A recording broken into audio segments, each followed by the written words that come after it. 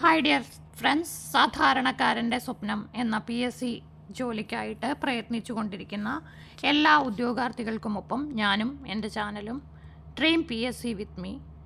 ശരിക്കും പറഞ്ഞാൽ 10ാം തരം പ്രാഥമിക പരീക്ഷകൾ, മെയിൻസ് പരീക്ഷകൾ ഇതിന് തയ്യാറെടുക്കുന്ന ഉദ്യോഗാർത്ഥികളെ സഹായിക്കുകയാണ് ഈ ചാനലിൻ്റെ ഉദ്യമം. ആദ്യമൊക്കെ നമ്മൾ LGS പരീക്ഷയിൽ മാത്രമാണ് കോൺസെൻട്രേറ്റ് ചെയ്തിരുന്നത്. ഇപ്പോൾ 10th മെയിൻസ് പരീക്ഷയും LD ക്ലർക്ക് പരീക്ഷയും ഒക്കെ നമ്മുടെ ചർച്ചാ വിഷയങ്ങളാണ്. കഴിഞ്ഞ 10ാം തരം പ്രാഥമിക പരീക്ഷ നിങ്ങൾക്കറിയാം, അസിസ്റ്റൻറ്റ് സെയിൽസ്മാൻ, ലാബ് അറ്റൻഡർ, അതുപോലെ തന്നെ സെക്രട്ടേറിയറ്റ് OA തുടങ്ങി ഒഴിവുകൾ കൂടുതലുള്ള കുറേയേറെ തസ്തികകൾക്കുള്ള മെയിൻസ് പരീക്ഷയാണ് വരാൻ പോകുന്നത്. ആ മെയിൻസ് പരീക്ഷ എഴുതണമെങ്കിൽ നമ്മളിപ്പോൾ എഴുതിയ പ്രിലിമിനറിയിൽ യോഗ്യത നേടണം. ഈ വസ്തുതകളൊക്കെ നിങ്ങൾക്ക് അറിയാവുന്നതാണ്.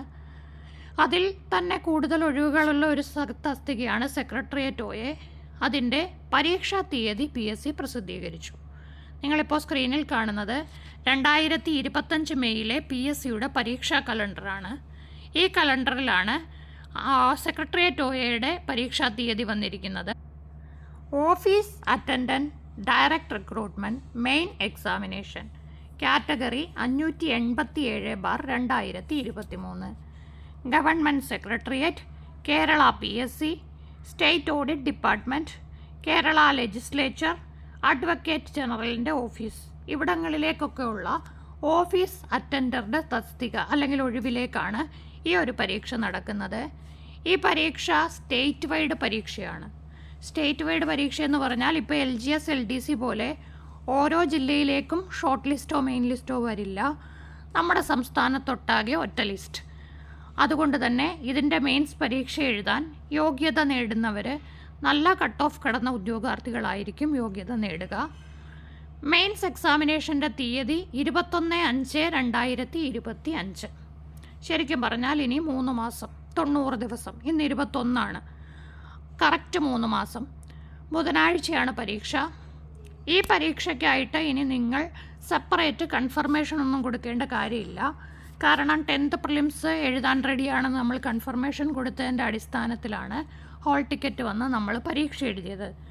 ആ പരീക്ഷയിൽ എത്ര പേരെ സെക്രട്ടേറിയറ്റ് OAയുടെ മെയിൻസ് എഴുതിക്കാൻ PSC ഉദ്ദേശിക്കുന്നുണ്ടോ അത്ര കണ്ട് പേരുടെ ഒരു ലിസ്റ്റ് ഇടും, ഒരു കട്ട് ഓഫ് നിശ്ചയിച്ചിട്ട്.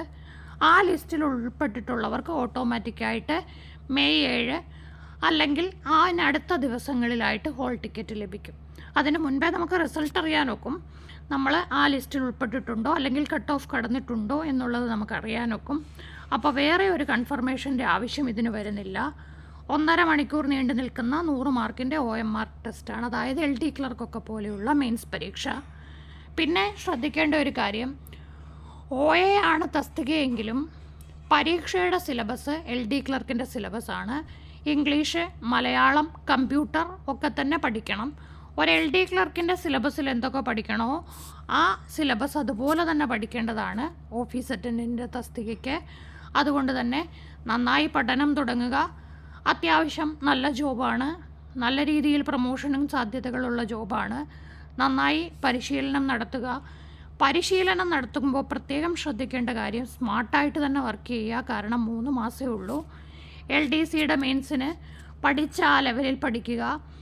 അവിടെ പറ്റിയ അബദ്ധം ആവർത്തിക്കാതിരിക്കുക. കാരണം GK ഒരുപാട് പഠിക്കാനുണ്ട്, 45 മാർക്ക്.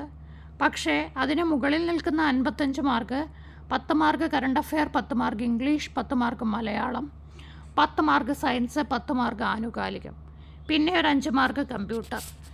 ഈ 55 മാർക്കാണ് GKയുടെ 45 മാർക്കിനേക്കാൾ സ്കോർ ചെയ്യാൻ നമുക്ക് ചാൻസസ് കൂടുതൽ. അതുകൊണ്ട് തന്നെ ഇംഗ്ലീഷും മലയാളവും ഒക്കെ നന്നായി പഠിക്കാൻ ശ്രമിക്കുക. നമ്മുടെ ചാനലൊന്ന് സബ്സ്ക്രൈബ് ചെയ്ത് വെച്ചേക്കുക. കാരണം ഇംഗ്ലീഷും മലയാളവും ഒക്കെ തന്നെ ഷോർട്സുകളായിട്ട് നിങ്ങളിലേക്ക് ചോദിച്ചിട്ടുള്ള ചോദ്യങ്ങൾ, ക്വസ്റ്റ്യൻ പേപ്പറുകളൊക്കെ ഇംഗ്ലീഷ് മലയാളം ഷോർട്സുകളായിട്ട് നിങ്ങളിലേക്ക് എത്തിക്കാൻ ഒരു പരിശ്രമം ഞാൻ നടത്തുന്നുണ്ട്. അതുകൊണ്ട് തന്നെ ചാനൽ ഒന്ന് സബ്സ്ക്രൈബ് ചെയ്ത് നോട്ടിഫിക്കേഷൻ ഓളാക്കി വയ്ക്കുക. പിന്നെ ഞാൻ പറഞ്ഞില്ലേ, 3 മാസം നിങ്ങളുടെ കയ്യിലുള്ളപ്പോൾ ഇംഗ്ലീഷ്, മലയാളം, കണക്ക്, സയൻസ്, കറണ്ട് അഫെയർ, അതുപോലെ തന്നെ കമ്പ്യൂട്ടർ ഇത് കൂടുതലായിട്ട് പഠിക്കുക. കാരണം പ്രസ്താവനകൾ കുറവ്, മാറ്റം വരുത്തി ചോദ്യങ്ങൾ ചോദിക്കാനുള്ള സാധ്യതകൾ കുറവൊക്കെ ഈ മേഖലയെ കുറച്ചുകൂടെ മാർക്ക് സ്കോറിംഗ് ആക്കി മാറ്റുന്നു. അപ്പോൾ wish you all the best. Thank you.